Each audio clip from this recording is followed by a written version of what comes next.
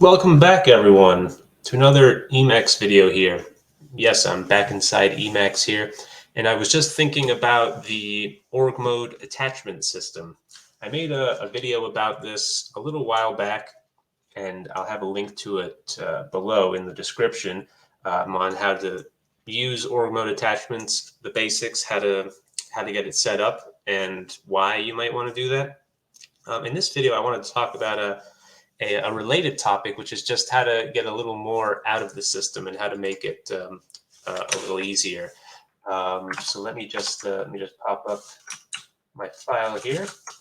All right. So basically, the idea behind the org mode attachments is that each node or heading in an org mode file can have different files associated with it that are kept in a nested directory that you never even have to see. So as long as you have the node itself and this reference ID for the directories, that's all you need to basically remember where everything you saved for this project was residing.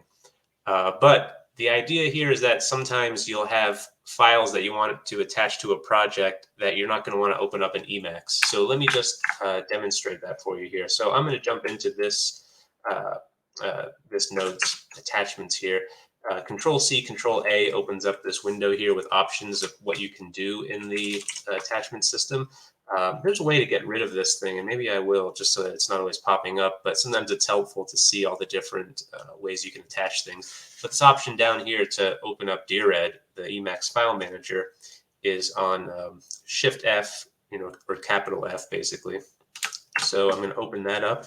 And so this pops me into DRED here, and you can see I have an org mode document here, which so this was an example from another demo I was doing where let's say I was writing an org mode file about my favorite poets. So I got them listed there. So you can see the org mode file works just fine. But if you try to open up the Open Office document, let's say, and this is just an example of a program that requires, or I should say, a file that requires another program to open properly. If you open an Emacs, you see this. You see some of these constituent files here that are associated with that master file, I guess. But basically, this is not really what you're looking for when you want to open an Open Office document. So if you were to go into your actual file system, and you have to remember, okay, so this is in the data directory. It's subdirectory 43, and then directory labeled 213751. You're obviously not going to remember that. Like, that's the point why I use the attachment system, is I never have to remember or think about what directories these things in. I can just pop into the org file or the agenda, and it'll jump me to wherever these files are. But again, if you have to go into your file system to open a file, then you have to look and see this long hash to find out what directory it's in. But you don't really have to do that. A quick way I found to do this is basically you can just open up your favorite terminal. I've got vterm here, but you could also use shell, the basic shell that comes with Emacs. But I'll just pop up vterm really quick.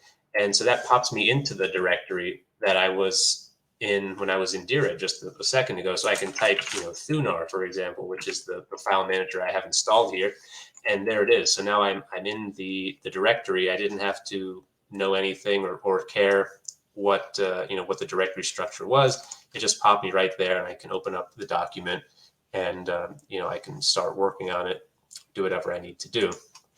So we'll go ahead and close that. So yeah, so that's just a way that I found that makes working with attachments easier as you're just running along in your day and you're doing things and you need to get into a file quickly and you want to get to work with as little friction as possible. That is something that has helped me.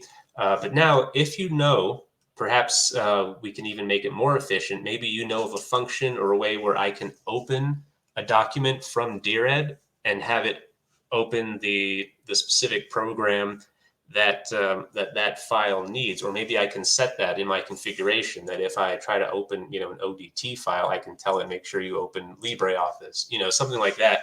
For example, I'm sure there's a way to do that. I just haven't found it yet. I know when I was using EXWM, it does that.